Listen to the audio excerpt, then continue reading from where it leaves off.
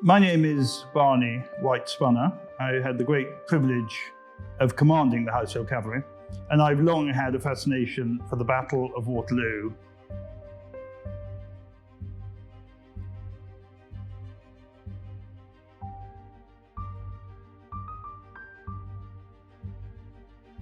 Why does Waterloo matter so much to the British nation? And why do we have a Waterloo station in London? We don't have stations named after any other battles. Why, in the English language, do we meet our Waterloo? What is it about that battle that's so important to us, so important to our national pride, so important to our identity? Well, I think it's several things. I mean, the first is that it ended a period of warfare which had ravaged Europe for 23 years. So if you've been in your early 20s in 1815, you'd have known nothing all your life but warfare and fighting. Your parents, your relations would very probably have been in the Navy or the Army, and they would have been involved in this great titanic struggle against Napoleon. Those wars killed more people proportionately in Europe than the Second World War. What Waterloo did was it finished that period of fighting, and it heralded in the era which allowed so much of the social and industrial developments which have shaped our lives today. There's a sort of myth that Waterloo was fought between two incredibly experienced battle-hardened armies, Napoleon's hardened in Spain and Russia, and Wellington's veteran army from the peninsula. It's completely untrue. The British army at Waterloo, the average age was 22, and 2/3 of them had never been in battle before. They were volunteers, they were ploughboys, weavers, labourers, people just like us, who'd signed up out of patriotic duty in the months before the battle. And for many of them, it was not only their baptism of fire, but also, very sadly, their last and only battle. The casualties were horrific. The battle was marked by some acts of incredible bravery. And what I want to share with you now is the story of one of those. That's the story of Corporal Francis Styles, who was in my regiment, who was in the Royal Dragoons, who captured the Eagle of the 105th French Regiment. Now, eagles were incredibly important to Napoleon's army. They were the symbol of his empire. They were modelled on the old eagles of the Roman legions. And in fact, you can see that all the eagles sit on what's known as Jupiter's spindle. The eagle was carried on top of a pole, and underneath the pole there was a tricolor, the French tricolor, the French national flag. So this eagle here was originally a Marengo, Napoleon's first battle. It was carried, interestingly enough, to Ireland when Napoleon sent troops to support the Irish rebellion against British rule in Ireland. And it was carried through Austria and through Central Europe in the battles of Eylau, Friedland and Wagram. And of course, it was carried at Waterloo, which is why it's here. The regiment it belonged to, the 105th Line Regiment, was a really interesting Napoleonic regiment. They were one of the oldest regiments in the French army. They were actually an old French royalist regiment. They'd been founded a long time before. And when it came to the Battle of Waterloo, because they were the senior regiment, they were to be placed to the front of a division in which they were advancing. So let's go to Waterloo, let's go to the battlefield itself. It is about 2 o'clock in the afternoon. It's a really hot, still, sultry day. Most of the British army can't see what's happening because Wellington has placed them behind a ridgeline. But what they can hear to their front through that sultry, hot, steamy day is the sounds of Napoleon's main attack forming up. This is 20,000 men split into 4 columns who are meant to blast their way through the centre of the British line, scatter Wellington's army and march on to Brussels. This is Napoleon's gamble. If it is successful, he could be restored as ruler of much of Europe. It would re-establish his regime in France. Facing him is this thin red line, this line of British and Allied troops hidden behind the ridgeline. His divisions form up in 4 great columns. The 105th is in the second one of these columns, going from left to right, slightly behind the left-hand column, which is going to attack the farm complex at Le Haye-Saint. It's very nerve-wracking for the French troops. because they are as young and as inexperienced as the British troops who they're facing. And the stories that those who survived would tell afterwards of an incredible tension, of an enormity of exhaustion, of fear, as they set off across a heavily ploughed field and up a hill towards the British positions. Ahead of them go the drummers. Napoleonic advances were always preceded by the drummers. They're mostly young boys, banging their brass drums, banging the pas de charge as they set off at a steady tramp. Now, these columns are huge. They're 200 people wide. So if you've got four of those, you've got nearly 1,000 people in the front line. And the 105th Regiment is right in the front line, about 5 of these 200-man columns. As they cross the ploughed field, as they start to ascend the ridge towards the British positions, they begin to realise that this isn't just going to be a simple advance and a smash through Wellington's line. Because the first thing that happens to them is the British artillery opens up. As they get towards the top of a slope, shattered by the artillery fire, they find a hedge line. Lining the hedge line are the British infantry. As they breast the hedge line, as they breast the ridge, the infantry who've been lying down rise up and start firing volleys into them. It's a terrible massacre, but the number of French troops, the size of these columns mean that they still take the ridge. They still get over through the hedge and into Wellington's positions.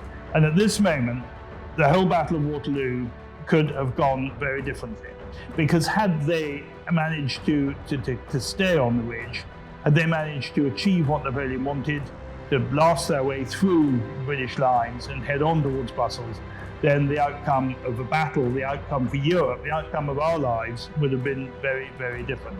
And it's at this point that Wellington unleashes his heavy cavalry. He's got 2 heavy cavalry brigades, but the one that we're interested in is the Union Brigade, and we're interested in the Royal Dragoons and in Corporal Styles. Because as the French regiments falter on the ridgeline, as they try and reorder themselves, these 2 heavy cavalry brigades are launched into them. The Royal Dragoons hit the 105th Regiment right on the ridgeline. Cavalry charges aren't at a gallop as you might think they are from Western. The cavalry charge is mostly done at the trot. So the regiment starts off walking, and then when they're close to the enemy, they then break into a trot, and only in the last few yards will they break into a canter or gallop when they actually engage with the enemy. As soon as they came over the ridge, Francis Styles, saw the Eagle of 105th being carried, as it should have been, in the front of the regiment. And immediately, realising the importance to the French regiments of these Eagles, realising what they represented to them, realising what the colour meant to the spirit of a regiment, Styles and Captain Kennedy Clark, who was with him, attacked the Eagle. I did not see the Eagle in colour until we had been probably 5 or 6 minutes engaged. It must, I should think, have been originally about the centre of the column, and got uncovered from the change of direction. When I first saw it, it was perhaps 40 yards to my left and a little in my front. The officer who carried it and his companions were moving with their backs towards me and endeavouring to force their way into the crowd. I gave the order to my squadron, "Right shoulders forward, attack the colour," leading direct on the point myself. On reaching it, I ran my sword into the officer's right side, a little above his hip joint. He was a little to my left side, and he fell to that side with the eagle across my horse's head. I tried to catch it with my left hand, but could only touch the fringe of the flag, and it is probable it would have fallen to the ground had it not been prevented by the neck of Corporal Styles' horse, who came up close to my left at the instant, and against which it fell. Corporal Styles was standard coverer. His post was immediately behind me, and his duty to follow wherever I led. I called out twice together, secure the colour, it belongs to me." This order was addressed to some men close to me, of whom Corporal Styles was one. On taking up the eagle, I endeavoured to break the eagle from the pole with the intention of putting it into my breast of my coat, but I could not break it. Corporal Styles said, "Pray, sir, do not break it," on which I replied, "Very well, carry it to the rear as fast as you can, it belongs to me." later, there would be quite an argument about who actually captured it. The regiment believed that it was actually Corporal Francis Styles. Corporal Francis Styles, a really interesting man. He'd joined the Royal Dragoons in 1804, aged 19, and he'd served with the regiment right through the Peninsular Wars and the wars in France. And the Royal Dragoons were one of the most battle-hardened, most experienced regiments in the British Army, and he was one of that third who'd actually got considerable operational experience before Waterloo. The regiment believed him, they didn't believe Captain Kennedy Clark. Captain Kennedy Clark actually eventually leaves the regiment, and Styles is promoted first of all to sergeant, and he's then made an officer. There weren't gallantry awards at Waterloo. Gallantry awards, Victoria Crosses, military crosses come much later into the British Army. So there isn't much else you can do to reward a really brave act like this, except to commission somebody to give them more money, more status. Actually, we don't think Styles enjoyed that very much. We think he was very happy as a sergeant. He was commissioned into the West Indian Regiment. Service in the West Indies was not very popular. It was unhealthy, and he didn't stay very long. He left the army, got married very soon after the battle, and returned to live in Clerkenwell, where he died aged 43 in 1828. Waterloo was unique in that every soldier who fought there, for the first time in the history of the British Army, was awarded a medal, the Waterloo Medal, and you can see Corporal Francis Styles' medal on the table here in front of me. With its distinctive red and blue ribbon and the image on it of the monarch, George III, it became one of the most prized items and one of the most prized medals almost ever in the history of the British Army, given what Waterloo represented. What is so interesting about this medal, about Francis Styles' medal, is that we know it was awarded to him in 1816 after the battle. We know there was a huge parade for the regiment when they were awarded. And he obviously would have taken it with him into civilian life. Waterloo heroes, Waterloo veterans would wear their medals on Waterloo Day, and many of them would wear them at really every opportunity. And there's many stories of Waterloo veterans going to their parish churches on a Sunday, always wearing their medals, and quite rightly showing off what they'd achieved. So after Styles died, his medal disappeared. And it wasn't until an eagle-eyed member of the regiment called the Horse Hendy spotted it, quite by chance, on eBay, and that he was able to alert the museum, and we were able to put in a bid to buy it back. It's so important to us. That capture of the eagle, that key moment in the regiment's history, is so much part of a story of the Household Cavalry.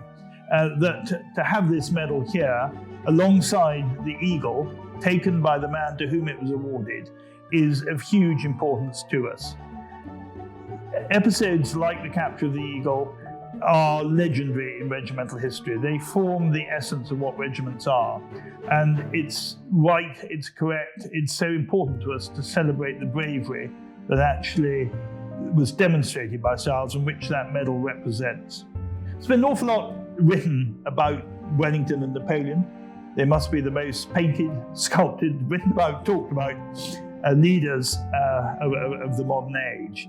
Not very much has been written about the ordinary soldiers.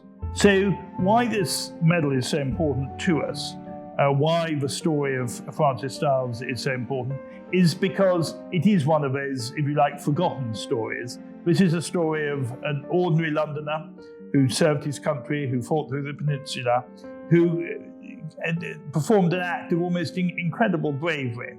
And the fact that it's his story, the story of a boy from Clerkenwell, and the great things that he achieved, makes it so much more important, so much more poignant in many ways than if this had just been yet another medal awarded to a general. The Household Cavalry Museum has been shut during lockdown, fairly obviously, but we're very much looking forward to opening again. We very much hope that people will come in and see the eagle. We'll relive some of these glorious moments with us. We'll celebrate what Francis Styles, what a London boy achieved so long ago. And we'll also achieve that very nice moment when the medal he was awarded returns home, if you like, and is reunited with the eagle that he captured.